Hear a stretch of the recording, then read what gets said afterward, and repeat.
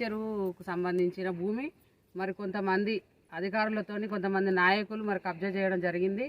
మరి ఎంతో కాలంగా మరి ఇక్కడ ఉన్న నివసిస్తున్న ప్రజలకు ఎంత ఇబ్బంది అయినా కూడా కనీసం అందులోకెళ్ళి ఒక కాలువ కూడా కట్టనియనటువంటి ప్రభుత్వము మరి ఈ రోజు ఈ కబ్జా చేసిన భూములు ఒకరి చేతుల నుంచి ఒకరి చేతులు మారి ఈ రోజు ప్లాట్లు పెట్టడం జరుగుతుంది.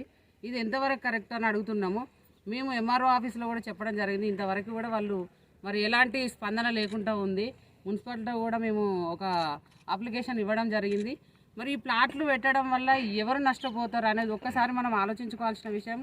ఎందుకంటే కబ్జాదారులు ఒకరి చేతుల నుంచి ఇంకో చేతులకు మారుతుంది. కానీ ఈ ప్లాట్లు పెట్టడం వల్ల సామాన్య ప్రజలు వాళ్ళు కష్టం చేసుకుంటూ ప్రతి రూపాయి పోగు చేసుకుంటూ ఒక ఇల్లు దేవాలయం లాంటి ఇల్లు నిర్మించుకోవడం కోసమే ఈ ప్లాట్ కొనుక్కోవడం జరుగుతుంది. మరి అది కొనుక్కున్నాక మళ్ళీ ఎవరు నష్టపోతారనే దాని మీద మేము స్పందించడం జరుగుతుంది.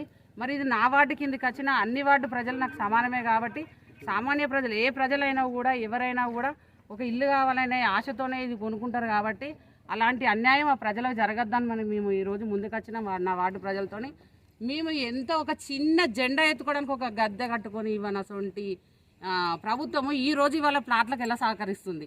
మరి ఇలాంటి కబ్జా చేసుకుంటూ పోతా అంటే నాయకులు అధికారులతో కబ్జా చేసుకుంటూ పోతా అంటే ఇట్లా ఎంతకాలం మేము చూస్తూ ఊరుకోవాలి. మనం ప్రజలకు న్యాయం చేయాల్సిన వాళ్ళమే అన్యాయం చేస్తూ ఉంటే ఎట్లా ఈ న్యాయం జరుగుతుంది, మిగతా ప్రజలు ఎలా స్పందిస్తారు, మళ్ళీ వాళ్ళందరూ వచ్చి ఎవరి మీద పడతారు.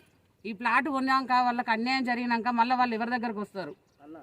దాని మీద మేము ఈ ప్లాటు ఎట్టి పరిస్థితుల్లో ఇప్పటికైనా కూడా అన్ని డిపార్ట్మెంట్ వాళ్ళు జిల్లా కలెక్టర్ గారికి కూడా నిన్న మేము సోమవారం రోజు ప్రజావాణిలో మరి అప్లికేషన్ ఇవ్వడం జరిగింది.